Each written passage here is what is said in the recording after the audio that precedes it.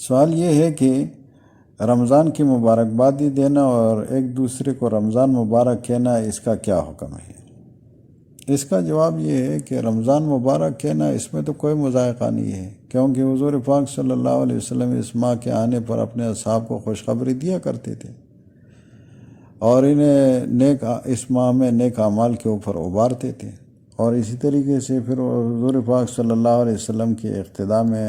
سلف بھی یہی کرتے تھے، اس پر خوش ہوتے تھے، ایک دوسرے کو خوشخبری بھی دیتے تھے۔ دراصل اس میں جو ہے دو قسم کے لوگ افراد تفرید کرنے والے ہیں۔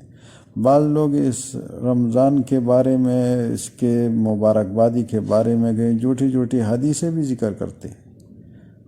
سوشل میڈیا پر یہ جو ہے ایک جھوٹی منگڑت حدیث جو ہے چلی کہ اگر جو رمضان کی خوشخبری کسی کو سب سے پہلے دے تو جہنم کی آگ اس کے اوپر حرام ہے، حالانکہ ایسی کوئی حدیث موجود نہیں ہے۔ حضور پاک صلی اللہ علیہ وسلم کے اوپر جھوٹ ہے۔ بخاری شریف کی روایت ہے، حضور پاک صلی اللہ علیہ وسلم نے ارشاد فرمایا، ان کذبا علی لیس کذب علی احد، فرمایا میرے اوپر جھوٹ باندھنا وہ کسی عام انسان کے اوپر جھوٹ باندھنے کے برابر نہیں ہے۔ عام انسان کے اوپر جھوٹ بولنا یہ بھی بہت بڑا گناہ ہے، لیکن حضور نے فرمایا کہ میرے اوپر جھوٹ بولنا یہ تو اور زیادہ خطرناک ہے، یہ اس کی طرح نہیں ہے بلکہ انتہائی بڑا گناہ ہے۔ اور فرمایا من کذب علی متعمدا فلیتبوأ مقعدہ من النار، جو میرے اوپر جھوٹ بولے تو وہ جہنم میں اپنا ٹھکانہ تیار کر لے۔ تو اس کا ایسا اہتمام کرنا یا ایسی جھوٹی روایتیں اس کے اندر ایک دوسرے کو بھیجنا اور اس کو کہیں جو ہے وہ ثواب سمجھنا، یہ بھی جو ہے غلط ہے،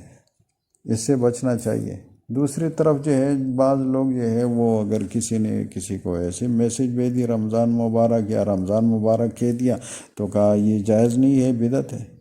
یہ بھی اپنے سلف کے مزاج سے بہت کم واقفیت ہے۔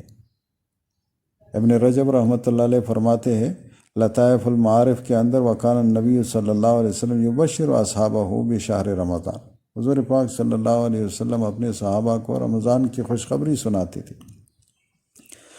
جیسے بہت ساری روایتوں میں کہ حضور پاک صلی اللہ علیہ وسلم رمضان سے پہلے جو ہے صحابہ کرام کو رمضان کے آنے کے بارے میں بتاتے اور اس میں جو برکات اور نعمت ہے اس کا ذکر اور تذکرہ فرماتے تھے۔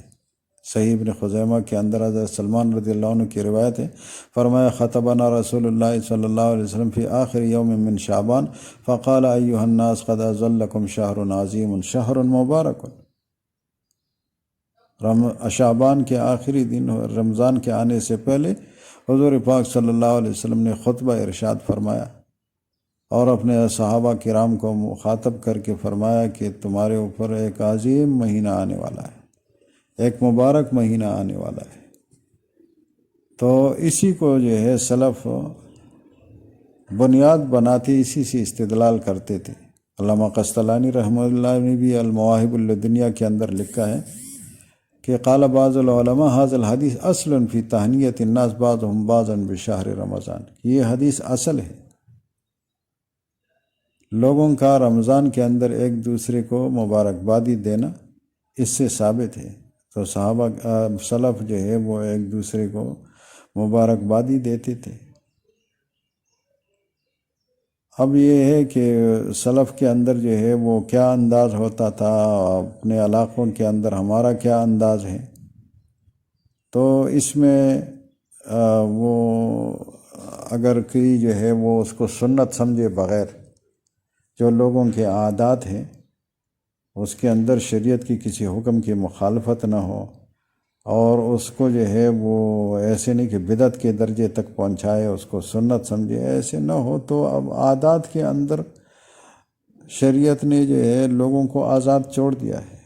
یعنی ان کے اندر اصل اباحت ہے، ان کو مباح قرار دیا ہے کہ وہ اپنے عادات اور اپنے انداز سے جو ہے وہ اپنی خوشی منا سکتے ہیں، اپنی خوشی کا اظہار کر سکتے ہیں۔